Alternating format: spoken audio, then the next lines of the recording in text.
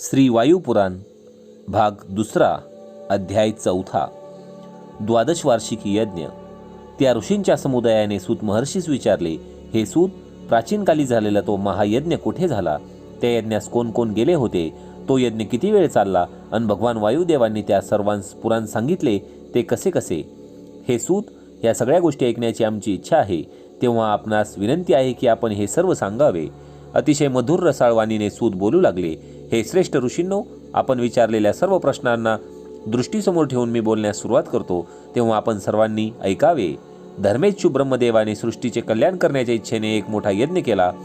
तो प्रदीर्घ काळ चालणारा होता। त्यात देव आणि महान ऋषी सहभागी झालेले होते। नैमिषारण्य नावाच्या पवित्र ठिकाणी गोमती नदीच्या किनारी हा यज्ञ झाला। विक्रमशाली राजा पुरुरवा याच्या काळी हा यज्ञ प्रथम झाला होता। तो 12 वर्ष चालला। अखेरीस बृहस्पतीने विश्वकर्म्यास सांगून त्या यज्ञशालेचे रूपांतर घडवून आणले। ती सर्व यज्ञशाला सोन्याची बनली। पुरुरव्याच्या उर्वशीचे पोटी जन्मलेला पुत्र आयु हा त्या गादीवर बसला। तो अतिशय सज्जन झाला। त्याच्या कारकिर्दीत त्या मुनींचा यज्ञ पुन्हा संपन्न झाला। त्या यज्ञास वैखानस, प्रियमित्र, वालखिल्य, मरीची हे आणि अन्य सूर्य अग्निसमान कांती असलेले मुनी ऋषी आले होते। तसेच पितृदेवता, अप्सरा, सिद्ध गंधर्व, चारण नाग असे आले होते। या यज्ञासाठी त्या नगरीत इंद्रपुरीसारखी उत्तम साधने सामग्री भरली होती।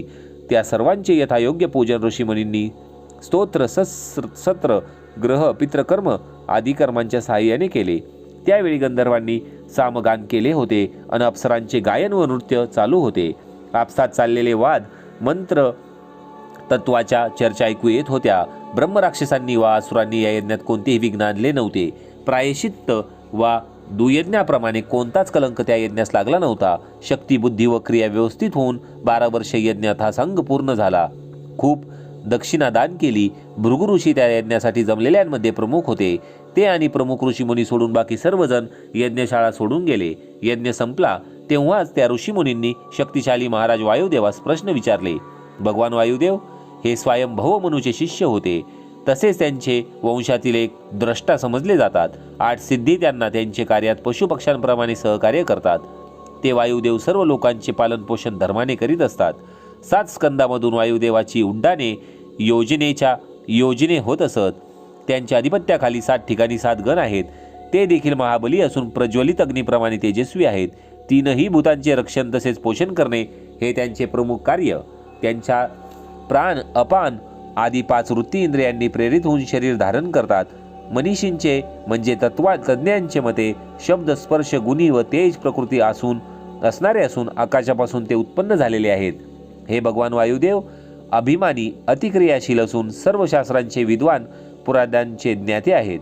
श्री वातारणी, श्री पवनदेव, श्री वायुदेव त्या ऋषीमुनींना पुराण ऐकण्याच्या आनंदात निमग्न करू लागले। श्रोतेहो, वायुपुराणचा भाग दुसऱ्यातला आता आपण अध्याय 5 पाहूया। सृष्टी निर्मिती, अव्यक्त ते अंड। लोमहर्षण सूत बोलू लागले, भगवान वासुदेवांची ही दिव्य मधुर वाणीत वर्णिलेली वेदांश संमत असलेली कथा वायुपुराण सांगतो। ही कथा जो ऐकेल वा दुसऱ्याला सांगेल तो दीर्घायुषी होईल। जो हे पुराण स्मरणात ठेवील तो स्वर्गात सुद्धा पूजिला जाईल, त्याची कीर्ती वाढेल। सृष्टी, प्रलय, वंश, मन्वंतर व वंशचित्रण ही पुराणांची 5 लक्षणे मानली आहेत। या वायुपुराणात प्रवधी, प्रलय, स्थिती आणि उत्पत्ती यांचे वर्णन करणारे भाग म्हणजे प्रक्रियापाद, उपोद्घात पाद, अनुषंगपाद व उपसंहारपाद हे आहेत। ते मी आता अनुक्रमाने विस्तार करून सांगतो। सर्वात प्रथम हिरण्यगर्भ ब्रह्मदेवाला नमस्कार करून मी सृष्टीची उत्पत्ती कशी झाली ते सांगणारे प्रकरण ऐकवतो, असे प्रस्तावित करून सूत महर्षींनी पुराणाची सुरुवात केली। श्री सूत महर्षी म्हणाले, सदा सत तसेच असत रूपात राहणारे कारण म्हणजेच अव्यक्त होय। ज्ञानी लोक, तत्वचिंतक लोक या अव्यक्तास प्रधान आणि प्रकृती समजतात। गंध, वर्ण व शब्दशून्य म्हणजेच वास, रंग व आवाज रहित असलेले हे अव्यक्त अजन्म म्हणजे जन्म न झालेले आहे। ते स्वयंभू आहे। तसेच अक्षय म्हणजे नाश न पावणारे आहे। ते ध्रुव म्हणजे स्थिर राहणारे आहे। ते जगताचे आदी कारण असून ते अव्यक्त म्हणजेच सनातन परब्रह्म होय। सर्वात आधी परब्रह्माचे केवळ अस्तित्व सर्वत्र भरलेले होते। त्यांच्या गुणांनी साम्यावस्था होती, म्हणजे केवळ एकच गुण वा भाव सर्वत्र भरलेला होता. अशा या तपोमय अवस्थेत आदी काळात अव्यक्ताच्या निर्गुण अवस्थेतून एक गुणयुक्त अर्थात सगुण तत्वे निर्माण झाले. हे सगुण तत्व महान या नावाने ओळखले जाते. ते महान तत्व म्हणजे भावी विश्वाचे सत्वच होय. त्यासच प्रकाशरूपी मन समजावे. अव्यक्ताचे अधिष्ठानाने ते लिंग रूपाने निर्माण झाले. सृष्टीच्या निर्मितीची प्रेरणा झाल्यावर या महान तत्वाने सृष्टी निर्माण होते. मन, महान, मती, ब्रह्मा, भू, बुद्धी, प्रसिद्धी, ईश्वर, प्रजा, चित्त, स्मृती, संविद आणि विपुर हे एकमात्रच होत. ते आपल्या सूक्ष्मतेने सर्व प्राणीमात्रांच्या क्रिया तसेच या क्रियांच्या फलितांचे अर्थाचे मनन करते, म्हणूनच त्याचे नाव मन होय. मन हे सर्वात आधी उत्पन्न झाले असल्याने बाकी कोणत्याही गोष्टींपेक्षा त्यातील गुणांचे प्रमाण प्रचंड म्हणजे महान होय. म्हणूनच त्यास महान हे नाव आहे. ते मन बृहत असल्यामुळे त्यास आश्रयास येणारे भाव ते वाढवते, पोचते, म्हणून ते ब्रह्मा अशा प्रकारे त्याच्या निरनिराळ्या नावामागे त्याची कारणे आहेत. या व्याख्या मोठ्या तज्ज्ञ मनीषांनी व तत्त्वज्ञांनी केल्या आहेत. सर्गाच्या इच्छेने ते जेव्हा प्रेरित होते तेव्हाच महान सृष्टी रचना करते. संकल्प आणि अध्यवसाय या त्याच्या दोन वृत्ती होत. ते त्रिगुण आहे, कारण ते सात्विक, राजस आणि तामस अशा तीन स्वरूपातही व्यक्त होत असते. त्यापैकी रजोगुण जास्त प्रबळ झाला तर त्यात अहंकार होतो. तमोगुणाच्या बाहुल्यामुळे हे अहंकार निर्माण होतो. अशा तमोगुणांच्या प्राबल्याने अहंकार रूपी विकृती निर्माण होताच भूतमात्रांची सृष्टी निर्माण झाली. हा शुद्ध तन्मात्रांपासून शब्द लक्षण असलेले महाविवर म्हणजेच आकाश उत्पन्न झाले. जेव्हा या आकाशास भूतादी अहंकाराने भरून टाकले तेव्हा शब्दगुणी आकाशापासून स्पर्श तन्मात्रा निर्माण झाली. त्यातूनच स्पर्शगुणी बलवान वायू उत्पन्न झाला. वायूपासून विकृत तन्मात्रा होताच ज्योती उद्भवली. त्या ज्योतीच्या रूप तन्मात्रेने वायूची स्पर्श तन्मात्रा झाकून टाकली तेव्हा रस तन्मात्रा निर्माण झाली.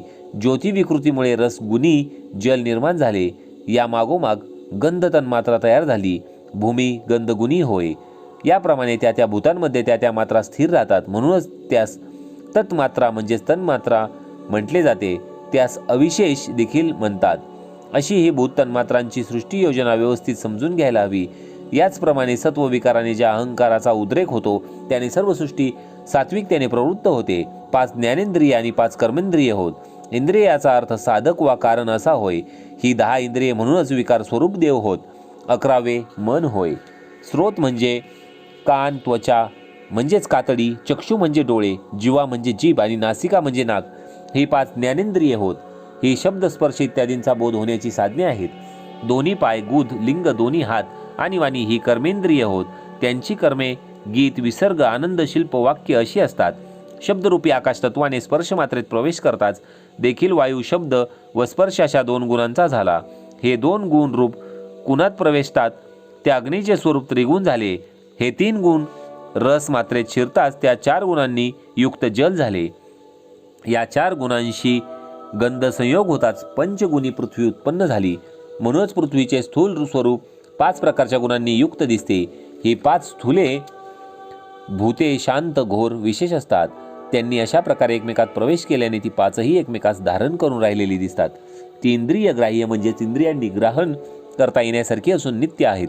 त्यास विशेष म्हटलेले आहे.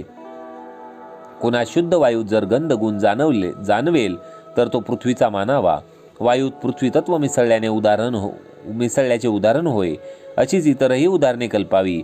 ही महाबलवान तत्वे स्वतंत्रपणे वा एकमेकात संपूर्ण मिसळल्याविना प्राणीमात्रांची ही सृष्टी निर्माण करू शकत नव्हते. म्हणून त्यांनी एकमेकांच्या आधाराने अव्यक्ताच्या अनुग्रहाने अंड निर्माण केले. त्या प्रचंड जलतत्वातून ते महान अंड पाण्यातून बुडबुडा तयार व्हावा तसे तयार झाले. ते प्राकृत अंड विकसित झाले तेव्हा त्यातून सत्स्वरूप क्षेत्रच म्हणजे ब्रह्मदेव उद्भवले. सर्वात पहिला शरीरधारी हिरण्यगर्भ असा ब्रह्मदेव पुरुष या नावानेही ओळखला जातो. संपूर्ण विश्व त्या अंड्याच्या मध्यावर बंदिस्त आहे. त्या अंडाबाहेर त्याच्या 10 पट आकारमान असलेली जल, तेज, वायू, आकाशाची आवरणे क्रमाक्रमाने आहेत. त्याही बाहेर भूतादी अहंकार वेढलेला आहे आणि अखेर अव्यक्त या सर्वास वेढून आहे. अशा या 7 प्राकृत आवरणात ते आधी अंड जाणावे. ही अशी स्थिती सृष्टिकालात असते. प्रलयकाळी ही 8ही तत्वे एकमेकांवर आक्रमण करतात म्हणजे एकमेकात मिसळून जातात. अव्यक्त म्हणजे क्षेत्र असेही समजले जात असल्याने क्षेत्रज्ञ म्हणजेच ब्रह्मदेव होय. क्षेत्रज्ञावर अधिष्ठित प्राकृत सर्ग आहे. श्रोतेहो, वायुपुराण भाग दुसऱ्यातला आपण अध्याय 6 पाहूया. सृष्टी निर्मिती, प्रकृतीचे वर्णन. लोमहर्षण पुढे सूत सांगू लागले होते की श्री वायुदेव म्हणाले, हे विद्वान हो, जेवढा काळ सृष्टीचे अस्तित्व आहे तेवढा काळ म्हणजे परमेश्वराचा एक दिवस आणि तेवढीच परमेश्वराची रात्र होय असे समजावे. तसेच सृष्टी असण्याचा काल हा परमेश्वराचा दिवस असून प्रलय काल म्हणजे परमेश्वराची रात्र होय. खरे म्हणजे परमेश्वराजवळ केवळ दिवसच असतो, रात्र नसतेच. मानवांकरता रात्र योजलेली आहे. परमेश्वरी दिवसाच्या अखेरीस सारे विश्व परमेश्वरातच लय पावते म्हणजे विलीन होऊन जाते. त्यावेळी विकार अर्थात विकृती नाहीशी होऊन केवळ सत्व स्वतः स्थित होऊन राहते. प्रधान आणि पुरुष एका भावात स्थिर होतात. ज्याप्रमाणे तिळामध्ये तेल असते आणि दुधात तूप असते, त्याप्रमाणे अव्यक्ताच्या आश्रयाने सत्व, रज व तम हे गुण असतात. संपूर्ण परमेश्वरी रात्रभर म्हणजे प्रलयानंतर ठराविक काळापर्यंत प्रकृती त्या परारात्रीची उपासना करते. नंतर परमेश्वरी दिवस सुरू होताच म्हणजे तो ठराविक लांबीचा काळ संपताच प्रकृती स्वतःहून त्या अंड्यामध्ये प्रवेश करते. हा प्रवेश होताच प्रधान प्रकृती व पुरुष शुद्ध होतात. प्रकृती शुद्ध होताच रजोगुण तयार होतो. बीजामध्ये असलेल्या पाण्याप्रमाणे ह्या रजोगुणाची स्थिती असते. विषम झालेल्या गुणात शुद्धता येताच तीनही पराश्रित शरीरधारी देव उत्पन्न होतात. याप्रमाणे रजोगुणी ब्रह्मदेव, तमोगुणी अग्नी व सत्वगुणी विष्णू उत्पन्न झाले. ब्रह्मदेव सृष्टी निर्माण करणारे, अग्नी हे कालरूप आणि विष्णू हे उदासीन असे भाव असलेले होत. हे तिघे म्हणजेच तीनही लोक, त्रिलोक, तीनही वेद आणि तीनही अग्नी होत असे जाणावे. ते एकमेकास पूरक असतात म्हणून त्यांच्यामध्ये क्षणभर देखील भेदभाव मानू नये.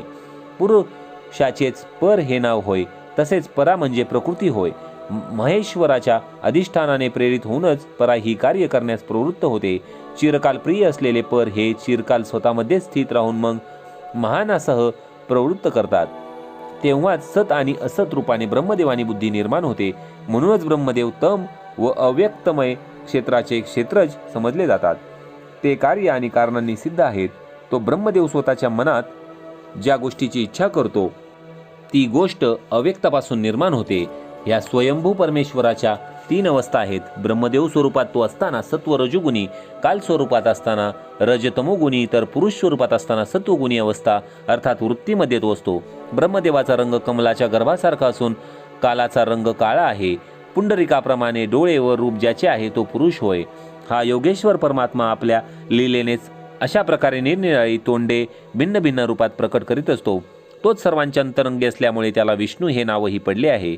भग याचा अर्थ ऐश्वर्य व म्हणूनच या सर्व ऐश्वर्यांनी संपन्न अशा परमात्म्यास भगवान असे म्हणतात. त्या परमेश्वराचा काल वर्षाच्या मापाने मोजता येते. अवघड असल्यामुळे तो पराकाल कल्पांच्या मापानेच मोजतात. अशा प्रकारे एका प्रलयापासून दुसऱ्या प्रलय कालापर्यंत काल म्हणजेच कल्प होय. अशी कोट्यावधी कल्पे उलटून गेली असून तेवढीच या वयाची बाकी आहेत. त्यानंतर महाप्रलय असतो. सध्या जी 12 कल्पे चालू आहेत त्यातील पहिले कल्प हे होय. यात स्वयंभू आदी 14 मनु होत. यांचा कालखंड 4000 युगे इतका आहे. परंतु एकाच मन्वंतराच्या वर्णनावरून बाकी सर्व मन्वंतरे, भविष्य आणि एका कल्पावरून सर्व कल्पे, वंश, देवातील कल्पे इत्यादी ज्ञानी माणसाने जाणून घ्यावे आणि त्यावर विचार करावा. श्रोतेहो, वायुपुराणचे आपले एकूण 6 अध्याय संपलेले असून 2 भाग झालेले आहेत. आपण प्रत्येक भागात 3 अध्याय पाहत आहोत. लवकरच आपले हे अध्याय संपून जाणार आहे. जर आपण चॅनलवर नवीन असाल तर चॅनलला सबस्क्राईब करा आणि व्हिडिओ आवडत असतील तर लाईक करा. धन्यवाद.